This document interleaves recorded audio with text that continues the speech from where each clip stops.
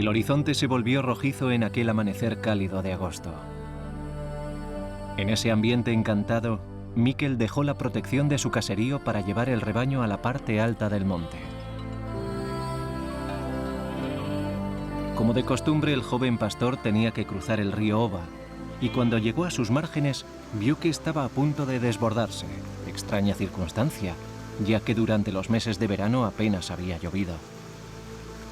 Al otro lado del arroyo, una bella lamia se peinaba su larga melena con un peine de oro resplandeciente. Bella mujer, ¿cómo puedo cruzar mi rebaño al otro lado? Preguntó el pastor. Antes de que anochezca, deberás predecir el nombre del hijo que llevo en mi vientre.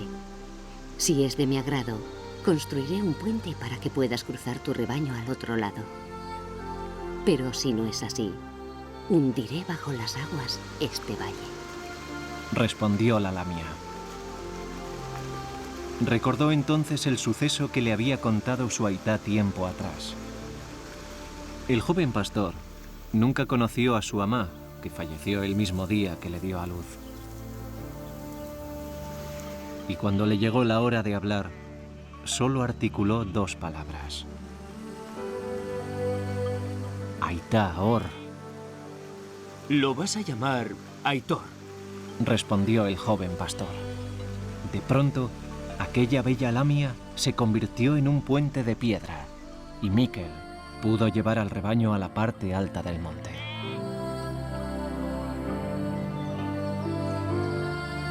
La leyenda dice que aquel niño nacido del vientre de la lamia tuvo 7 hijos, y que fueron estos los que crearon las 7 provincias de Euskal Herria. El romanticismo que de las leyendas se desprende suele embellecer los relatos reales, complejos y reveladores. Y aunque la existencia del euskera haya sido ataviada de leyendas, la realidad, sin embargo, nos ofrece otro tipo de historias.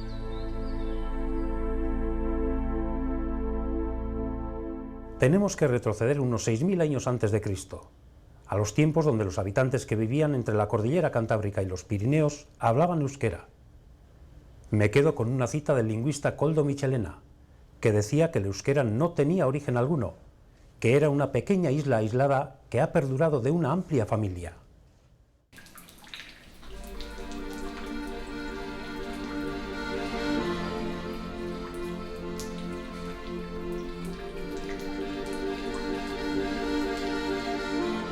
Con el paso de los siglos, su expansión fue disminuyendo, sobre todo después de producirse los primeros contactos con los romanos. Así, durante los siglos I y III después de Cristo, el protoeuskera se expandía hasta Garoña por el norte, hasta Andorra por el este, hasta Zaragoza por el sur y hasta Burgos por el sudeste.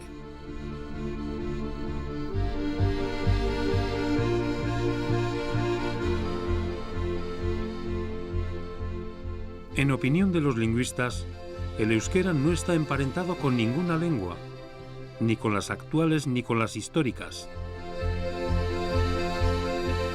Después del siglo XVI se han planteado numerosas preguntas sobre su origen geográfico y genético, y las respuestas han sido igual de numerosas.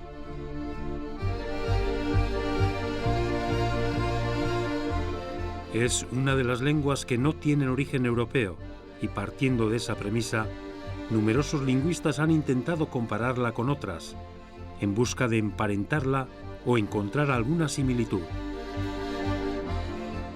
Bereber, guanche, somalí, egipcio, georgiano, ruso, y no han encontrado ningún parentesco, por lo que todavía el euskera sigue siendo una lengua de origen desconocido.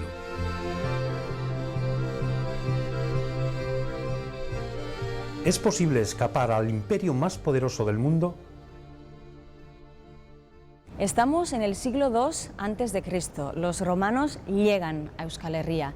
La influencia que ejercerá la economía tradicional vasca respecto a la economía de ciudad marcará la evolución histórica del euskera.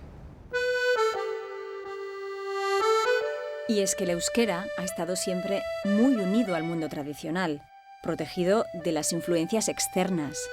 En las ciudades, en cambio, las lenguas romances encontraron su espacio, provocando la división sociolingüística.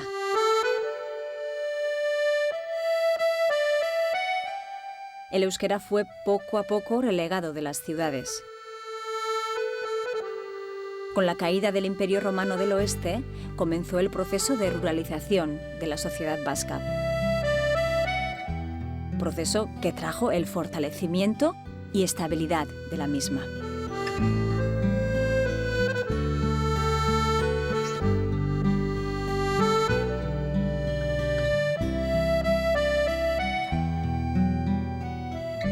En el siglo I, el territorio del euskera era más extenso que el de hoy en día. De aquella época son las primeras palabras escritas en euskera, aparecidas en las estelas funerarias de Aquitania. Pero no será hasta el siglo XVI cuando aparezca la publicación del primer libro escrito completamente en euskera. De la mano del bajonavarro Bernard Etxepare se publicó el libro Linguae Vasconum Primitiae. En el siglo XIX se produjo lo que se denominó como Renacimiento del euskera. En aquella época se publicó la primera revista en euskera. La industrialización del siglo XX tuvo una gran influencia en la evolución del euskera. En pocos años se convirtió en una lengua minoritaria. Muchos vascoparlantes se desplazaron de zonas rurales a las ciudades. Abundante mano de obra castellanoparlante procedente del Estado español recaló en Euskal Herria y se impuso la escolarización en castellano. Entre 1936 y 1976, el franquismo persiguió al euskera duramente, sobre todo en Vizcaya y Guipúzcoa. Tras esta etapa oscura, comenzó la resurrección del euskera. ¿Cuántos euskeras para un territorio tan pequeño? En la segunda mitad del siglo XIX, Louis Lucien Bonaparte, filólogo y político francés, viajará en 5 ocasiones a Euskal Herria y tras realizar un arduo trabajo, en el año 1863 distinguirá 8 dialectos: vizcaíno, guipuzcoano, alto navarro del norte, alto navarro del sur, labortano, bajo navarro del oeste, bajo navarro del este y suletino. Más tarde, el investigador Koldo Zuazo crearía un nuevo mapa lingüístico donde distinguiría 6 dialectos: labortano, bajo navarro, suletino, guipuzcoano, vizcaíno y navarro. Euskaltzaindia, la Academia de la Lengua Vasca, va reforzando su papel en favor de la normalización del euskera. Año 1968, Congreso de Aránzazu. Euskaltzaindia decidió aprobar e impulsar un nuevo registro denominado Euskera Batua. Entre los que impulsaron la unificación del euskera en aquel congreso se encontraban, entre otros, los escritores Chillardegui y Gabriel Aresti y los lingüistas Koldo Michelena y Aita Villasante.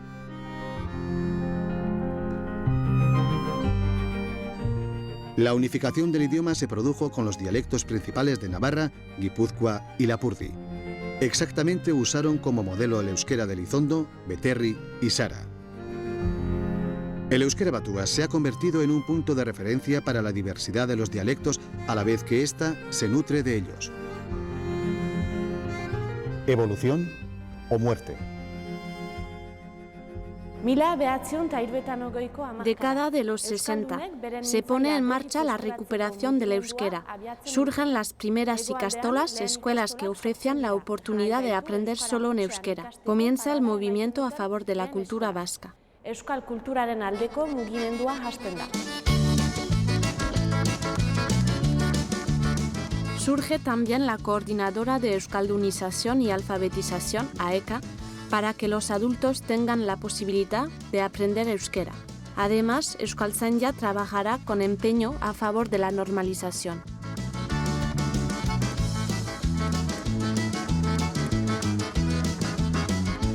Junto con la red de ikastolas, también se desarrollará la escuela pública de modelo D, en el que se imparte clases solo en euskera. De las principales cadenas de televisión y radio, Hoy solo una de ellas se emite en euskera.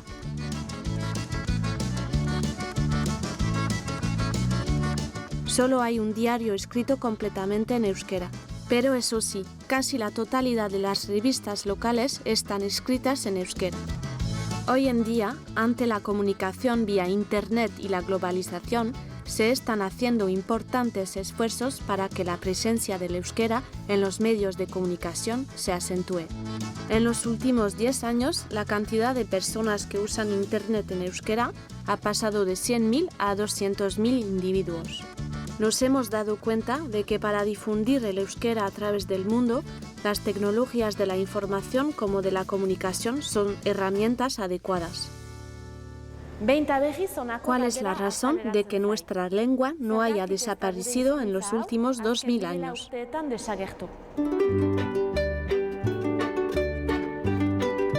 La respuesta no tiene misterio alguno. Por una parte, el azar protegió nuestra lengua en los rincones más salvajes de Euskal Herria, fuera de la sociedad civilizada, aislada. Por otra parte, y al mismo tiempo, somos el resultado del trabajo de nuestros antecesores. El euskera sigue vivo y aferrarnos a su nueva forma de ser es imprescindible para mantener nuestro tesoro más preciado para perdurar los próximos 6.000 años.